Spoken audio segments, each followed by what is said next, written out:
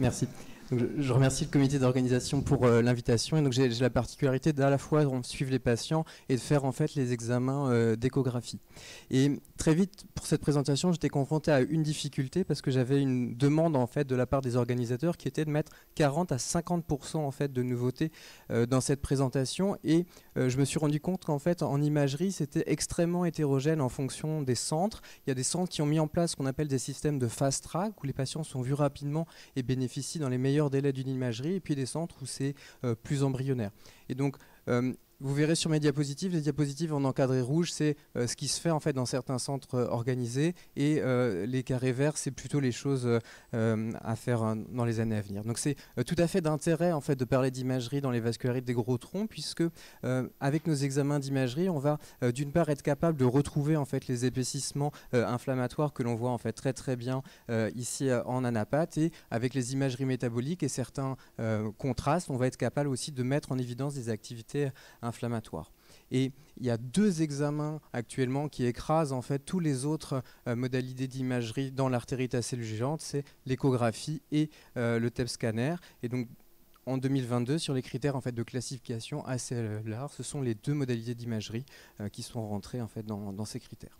Alors, pour commencer, je vais vous parler en fait d'échographie en fait d'artères du massif facial et des troncs supraortiques. Donc, c'est extrêmement en fait pertinent parce que en fait, ça permet en fait un diagnostic rapide, et plus en fait le diagnostic est fait de façon rapide, meilleur en fait est le pronostic, en particulier au niveau visuel.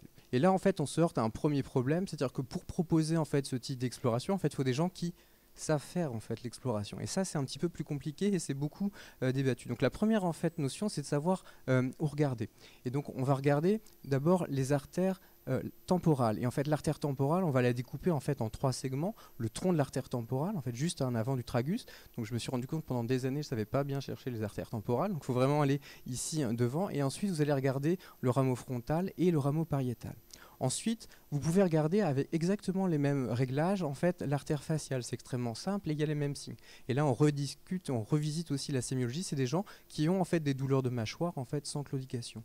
Et enfin, vous pouvez regarder les artères occipitales. C'est l'artère en fait de la céphalée postérieure, et vous pouvez frotter en fait l'occiput de vos patients, ce que je pense que vous faites rarement, pour mettre en évidence en fait. Vous voyez, on redécouvre un peu la sémiologie. Une fois qu'on s'est regardé, en fait, il faut être bien équipé. Et donc, il faut avoir en fait du matériel correct. Il faut des sondes en gros aux alentours de 20 MHz, parce que avec des sondes de 20 MHz, vous êtes suffisamment en fait performant pour regarder les tissus superficiels. Donc, si vous avez des sondes plus basses, en fait, il ne faut pas faire l'examen. Vous perdez trop en sensibilité. Alors qu'est-ce qu'on cherche en fait sur l'échographie d'artère temporale? On va chercher des signes en faveur du diagnostic, et en premier lieu on a le signe du halo, c'est un épaississement hypoéchogène en fait de la paroi. En fonction en fait des séries, il y a une grosse variabilité en fait dans les sensibilités, les spécificités. Ça dépend du type en fait de matériel utilisé, et ça dépend en fait du type de patient que l'on rencontre. C'est-à-dire que si la probabilité pré-test en fait du patient est faible, vous allez avoir des résultats assez mauvais. Ce qui est important de savoir, c'est lorsque vous suspectez en fait une vascularite et que vous avez un signe du halo en fait bilatéral, vous avez une spécificité de 100%. Et puis, pour aller un petit peu plus dans le détail, on peut mesurer en fait l'épaisseur de la paroi des vaisseaux. C'est ce qu'on appelle l'épaisseur intima médiale. Je vous en reparlerai un petit peu après. Il y a un autre signe en fait qui est moins connu, c'est le signe de la compression. On va tout simplement appuyer en fait sur les artères du patient, et puis si on n'arrive pas à les faire disparaître, et bien en fait le signe est positif. Et ça en fait c'est hyper simple. C'est le signe en fait qui est le moins dépendant de l'expérience en fait du praticien, et c'est un signe qui a une excellente en fait spécificité. Et puis bien sûr on va pouvoir alors là, j'espère que vous voyez à peu près correctement. Donc il faut me croire sur parole. Donc ici, vous voyez un épaississement en fait hypoéchogène, c'est ça le signe du halo. Ici, vous avez vraiment rien, donc c'est une occlusion. Et alors là, je voulais vous montrer en fait aussi le caractère segmentaire et focal en fait de cette vascularite, parce que vous avez au bout des flèches jaunes un épaississement. Alors là, faut me croire. Et là ici, vous voyez bien, au bout de la flèche rose, il y a rien du tout. Donc vous comprenez aisément que si vous faites vos biopsies d'artère temporale ici, elle va revenir négative, alors que si elle est ici, ça va être positif. Deuxième signe, le signe de la compression. Vous avez une artère saine, vous appuyez dessus, elle se ferme complètement. Une artère pathologique, vous appuyez dessus et on la voit. Donc là, le signe de compression, c'est extrêmement en fait simple à faire. On a défini des cut-offs d'épaisseur, et pour faire simple, les artères du massif facial, c'est 0,4 mm pour considérer qu'une paroi est épaisse, c'est 0,7 pour l'artère vertébrale, et c'est 1 mm pour l'artère carotide commune ou l'artère axillaire. Ce signe du halo, on va le retrouver également sur les artères axillaires, comme en fait vous le voyez ici et ici. C'est fait jusqu'à un tiers des patients. Et puis il y a d'autres petits éléments sémiologiques. Quand vous voyez ici des anévrismes, donc il y a à peu près 20% en fonction des séries des patients qui ont des anévrismes des artères axillaires. 3 fois sur 4, vous avez en même temps que cet anévrisme axillaire un anévrisme de l'artère thoracique interne. Ensuite, ce halo-là va mettre beaucoup plus de temps à disparaître qu'un halo temporal. Donc justement, quelle est l'évolution en fait du signe du halo sous traitement? Eh bien, il faut se hâter parce que dans ces séries rétrospectives, après 2 jours, on a déjà 50% en fait de signe du halo qui disparaît. Et en moyenne, lorsque le signe du halo doit disparaître, ça disparaît dans les 3 mois. Et puis on a quand même un certain nombre de patients, jusqu'à la moitié des patients, qui vont avoir un signe du halo qui va, ou en tout cas un épaississement, qui va persister en fait tout au long de leur évolution. Donc comment faire un petit peu mieux? Est-ce qu'on a des données pronostiques? Il y a un certain nombre d'auteurs qui vont développer des scores en fait échographiques. Donc on a le halo count, et on va compter en fait le nombre de segments où il y a un halo. Assez simple. De façon un petit peu plus complexe, il y a le halo score, où on va compter en fait le nombre de segments avec des épaississements qu'on va pondérer en fait par l'épaisseur.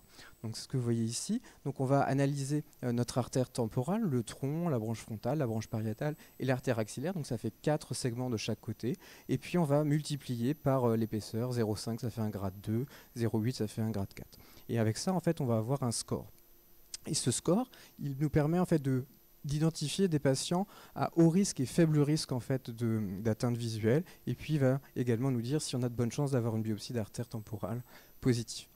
Alors, comment aller un petit peu plus loin en fait dans l'exploration échographique des patients? Eh bien en utilisant des produits de contraste ultrasonographique comme le SonoView.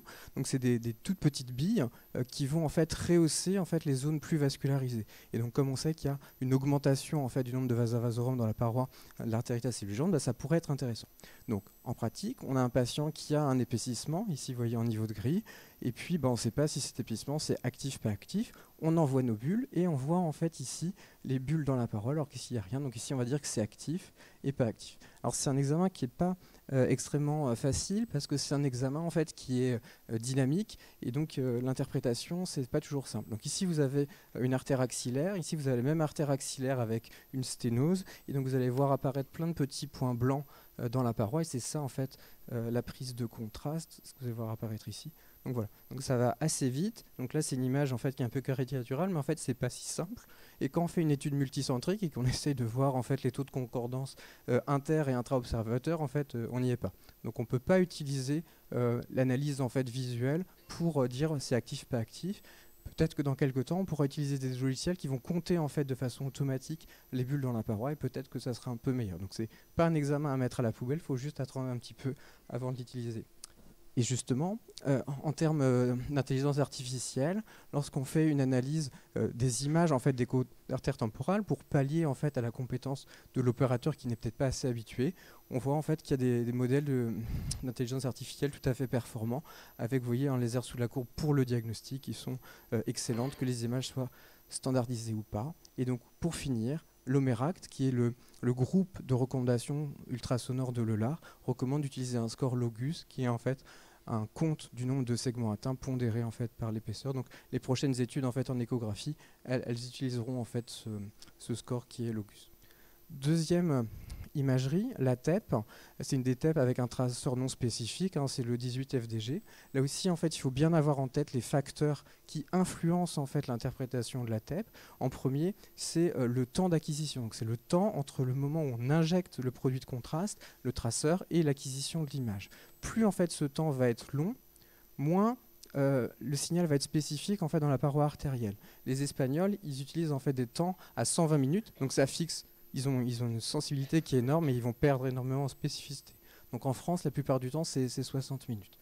Deuxième élément à prendre en compte, c'est la glycémie. Là, je dis ça plus pour les internes qui sont dans la salle. Il ne faut vraiment pas laisser partir les patients peut-être avec des perfs de glucosé, parce que plus la glycémie du patient va être élevée, moins bonne va être la fixation. Puis il y a d'autres facteurs dont je vous reparlerai qui interfèrent sur la fixation. Donc comment maintenant on interprète en fait un TEP scanner? On l'interprète de façon qualitative visuelle. Le nucléariste va regarder le foie, il va dire mon vaisseau il fixe plus ou moins en fait que le foie, sachant que les deux patterns qui sont en faveur en fait d'une vascularite, c'est un grade 2, c'est-à-dire que l'artère fixe comme le foie, ou un grade 3, l'artère fixe moins que le foie. On peut essayer de mettre des données semi-quantitatives pour essayer d'améliorer un petit peu les choses. Donc on va regarder la SUV dans la paroi de l'aorte qu'on va diviser par la SUV hépatique ou diviser par la SUV en fait, de la veine cave, ce qui permet en fait, de s'affranchir des problèmes en fait, d'absorption. Et par contre, il ne faut pas utiliser la SUV max pour le moment, à la différence de ce qui est fait en cancéro, parce que la SUV max, c'est un pixel en fait, ou un voxel dans la paroi, et donc c'est pas forcément représentatif de ce qui se passe en fait, dans la paroi de l'aorte. Donc là, juste commenter, vous voyez ici un hypermétabolisme de grade 3 de l'aorte, et sur l'image de fusion, il n'y a pas photo. Donc, comment en fait, quand est-ce qu'on dit qu'un TEP est positif? Quand on a en fait du grade 3, ça c'est indiscutable. Quand en fait on a du grade 2 et ce grade 2 est diffus, ou que ce grade 2 en fait atteint les troncs supraortiques, là aussi on valide le diagnostic. On entend en fait souvent parler des problèmes avec l'athérome. En fait c'est un faux problème. À la phase diagnostique, ça ne se pose pas. En fait. Les images sont vraiment très différentes. Et quand on veut distinguer l'un de l'autre, la fixation de l'athérome, c'est assez hétérogène. Donc vraiment, ça ne pose pas de problème. Ça pose problème en fait, pour le suivi. Et par contre, ce qu'il faut en fait, avoir en tête, c'est qu'il y a autant de grade 2 dans l'athérome qu'il y en a dans les vascularites. Donc il ne faut pas forcément regarder le grade, il faut regarder la distribution. Donc au total, est-ce que c'est performant pour le diagnostic d'artérite acellugente la TEP? Bah oui, c'est plutôt pas mal, parce que là vous avez une méta-analyse récente qui montre 76% de sensibilité et 96% de spécificité. Alors, il y a un truc qui nous embête profondément avec l'imagerie, en fait, c'est la corticothérapie. Vous avez votre patient, il commence à avoir un symptôme de manne visuelle, bah vous allez en fait mettre en place le traitement avant toute imagerie. Et ça, en fait, ça peut complètement altérer les résultats en fait TEP scanner. Si vous prenez une population avec des TEP qui fixent, vous refaites un TEP 3 jours après le début de la corticothérapie, il y a toujours 100% de fixation, mais elle est moins intense. Vous refaites le TEP en fait à 10 jours, et là vous perdez en fait 2/3 de patients qui vont en fait négativer leur imagerie. Donc après, on peut un petit peu pondérer ça avec la CRP. Il y a une relation linéaire, ce que vous voyez en fait sur l'image de droite, entre l'intensité de fixation et la CRP. Donc plus la CRP est élevée, plus ça fixe. Et voici le problème que l'on rencontre en fait dans le suivi. Au début, un patient typique, on le met sous traitement, on a une aortite, il n'y a absolument pas de problème. Au bout de 3 mois, le patient est en rémission, l'image en fait s'améliore, bon ouais, super, on a gagné. Et puis quand on aime faire du suivi, on refait une image, alors que le patient va parfaitement bien cliniquement, qu'on n'a plus d'inflammation. Et là, mince, en fait, cette image-là, elle est moins bonne en fait que la précédente. Et actuellement, on est extrêmement en fait embêté pour savoir que faire. Est-ce qu'il faut le retraiter ou pas?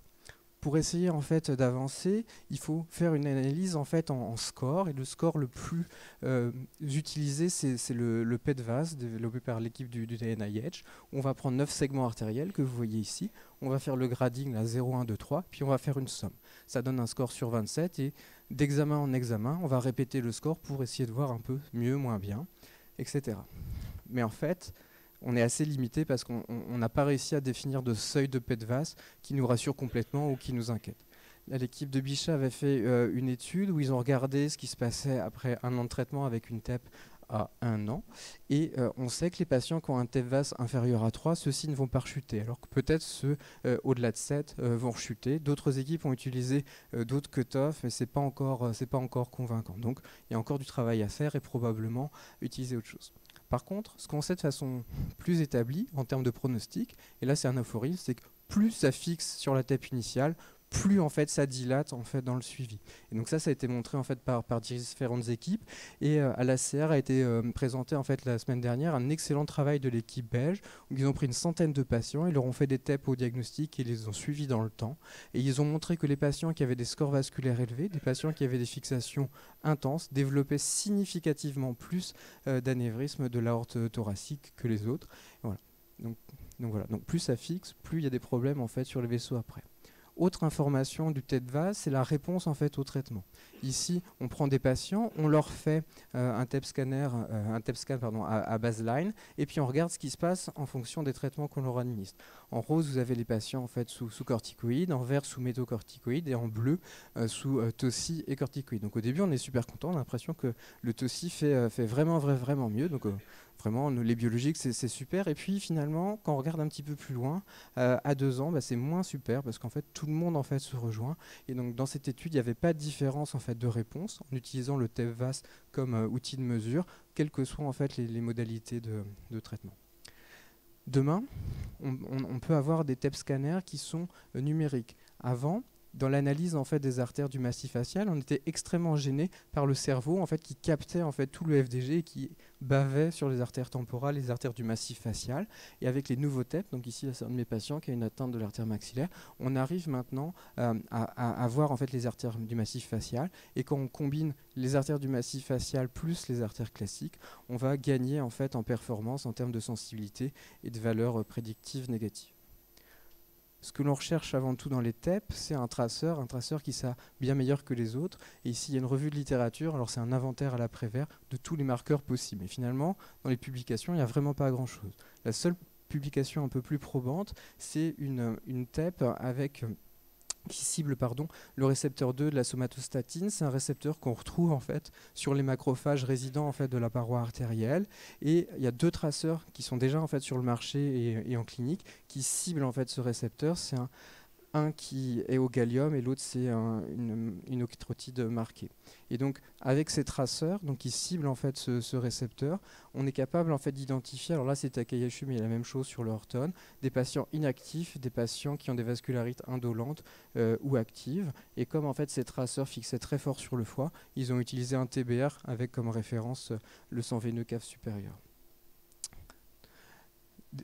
Encore un autre examen pour évaluer les gros vaisseaux, c'est un examen historique, c'est le TDM.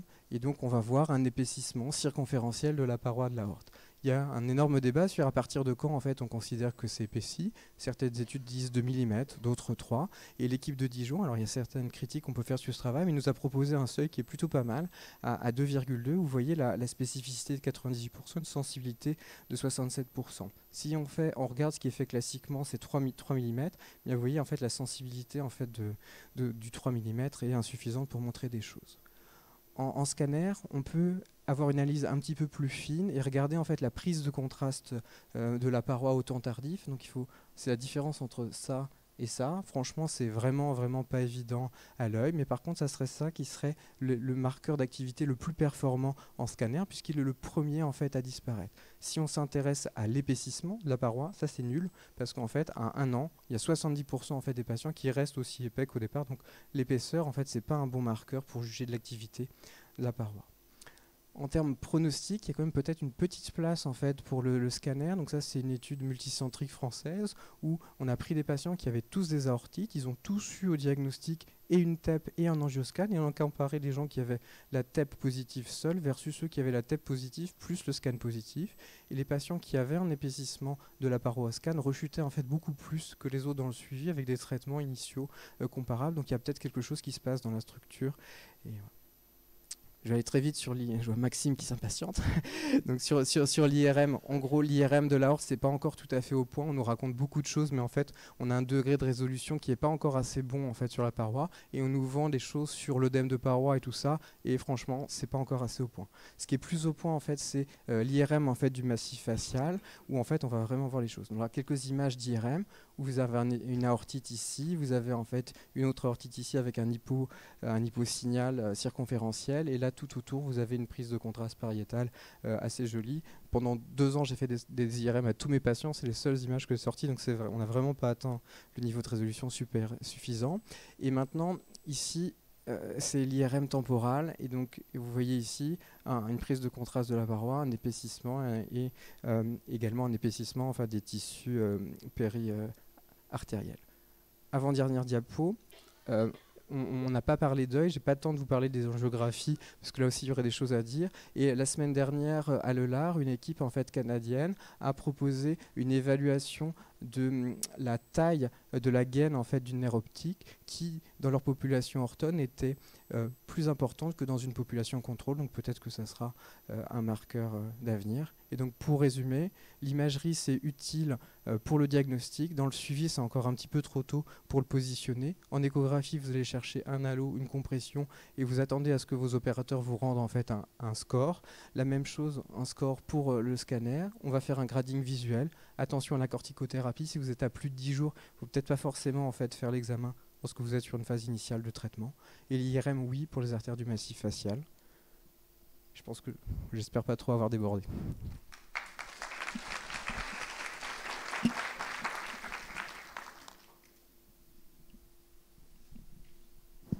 Merci. Merci Olivier, le timing était parfait.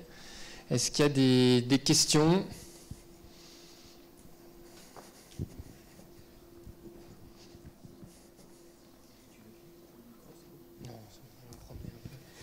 Merci Olivier, donc Bernard Bonnat de Dijon. Donc, simplement savoir ce que tu as comme critique pour notre équipe, pour le papier. Non, la question c'est, on dit que c'est une maladie segmentaire et focale, donc comme on peut le voir des fois sur les artères temporales, mais au niveau de l'aorte, qu'est-ce que tu en penses? Parce que finalement, quand on regarde les scanners, on nous dit qu'il faut un épaississement prolongé. Qu'est-ce que tu en penses? Je pense que c'est vrai en fait pour les artères du massif facial, et dès que le vaisseau est plus important, en fait, c'est nettement moins vrai. Pour les carotides, les axillaires, vous avez vu les atteintes, elles sont beaucoup plus diffuses, et pareil en fait au niveau de l'aorte. Après, je pense qu'il faut un épaississement circonférentiel.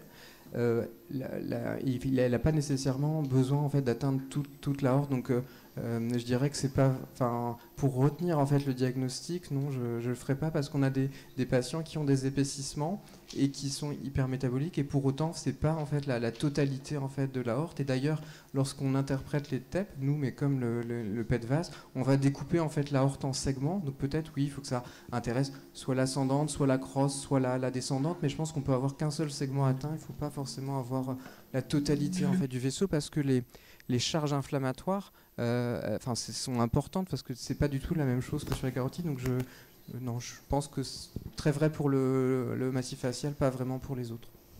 Bonjour, merci pour la présentation. Je voulais revenir sur l'interprétation justement du TAP scanner. Quand par exemple on fait un TAP scanner chez un patient qui a juste une CRP élevée, qui n'est pas symptomatique, on voit une fixation par exemple au niveau des artères axillaires. Est-ce qu'on considère que c'est une maladie active? Par exemple, on considère que c'est un ortome actif, sachant qu'à l'écho-doppler, on peut trouver par exemple pas un signe de halo, mais plus un épaississement iso-hyperéchogène. À quel moment on peut se dire que c'est vraiment actif, ou peut-être c'est un ortome vieilli? Est-ce que ça... Alors, c'est une question qui est pas facile, parce que dans les formes vasculariques des gros troncs, souvent ils ont pas de symptômes. Ils sont fatigués, ils ont une perte de poids, un syndrome inflammatoire, ils ont rien d'autre. Donc à partir du moment, et c'est là où en fait la probabilité clinique intervient, vous considérez que votre patient a des signes généraux, une inflammation biologique, et ça vous a poussé en fait à faire une imagerie métabolique. Si sur cette imagerie métabolique, vous avez un hypermétabolisme de grade 3 ou un hypermétabolisme de grade 2 diffus, je pense qu'il faut le traiter. Et puis parfois, plus on fait d'imagerie, plus on a des doutes, on se rend compte que les formes vasculariques, ça fait un peu le yo-yo, et on peut avoir fait des poussées, hop, il y a une cicatrisation qui donne cet aspect un peu épaissi, ancien, gris, et il va refaire une poussée derrière. Donc on peut avoir du passé et du présent. Okay. Et donc, pour répondre à votre question, si vous avez vous l'avez exploré par une TEP scanner qui est quand même pas négligeable comme terme d'exploration, moi j'aurais tendance à le traiter. Juste pour ajouter, par rapport au yo-yo, est-ce que la CRP peut faire un yo-yo? Augmenter puis baisser par elle-même? La CRP peut faire un yo-yo. Il y a un certain nombre de patients qui ont les formes des gros troncs et qui n'ont plus même pas d'élévation de leurs paramètres inflammatoires. Et quand on répète en fait les imageries, à fortiori les imageries métaboliques, on voit clairement des montées descentes en fait, d'activité qui ne sont pas liées au remodelage de la paroi, qui sont vraiment liées à l'activité inflammatoire de la maladie. Merci. Est-ce qu'il y a d'autres questions? Alors le temps que j'aille de l'autre côté, tu nous disais qu'il était important que le Doppler soit fait par quelqu'un d'expérimenté. Est-ce que tu peux nous expliquer comment on peut faussement avoir l'impression de voir un halo quand on n'a pas l'habitude de faire de l'écho? Eh bien, en fait, dans les paramétrages de l'échographie, en fait, on peut régler le niveau de gris, et on peut régler en fait ce qu'on appelle le gain couleur. Et donc, si vous montez en fait le niveau de noir et que vous baissez le niveau de couleur, vous faites apparaître un truc. Et donc, on est au départ, je suis un interniste, et puis après j'ai fait un peu de l'écho, et au début je ne comprenais pas. Pour moi, une image en fait c'était binaire, positif, négatif, et il y a énormément d'images en fait qui sont intermédiaires, et en fait en fonction de l'histoire en fait que nous raconte le patient, que nous raconte le collègue, la même image on va la considérer positive ou négative, et donc c'est là où on force un peu sur les paramètres. Et pour l'instant c'est des paramètres qui ne sont pas standardisés, donc c'est ça l'énorme en fait difficulté. C'est pour ça que la compression, tu appuies dessus, ça reste, c'est hyper simple, et ça, c'est pas tellement discutable. Bonjour et merci. Daniela Molinier du Mans. Je reviens sur la TEP, la surveillance TEP. Donc il y a des patients qui, au bout d'1 an de traitement, ils vont bien cliniquement, ils n'ont plus de syndrome inflammatoire, mais vous disiez le TEP fixe toujours, alors qu'on a pratiquement plus de corticoïdes. Désolée, mais je reviens vers vous avec la question, vous faites quoi dans ce cas-là?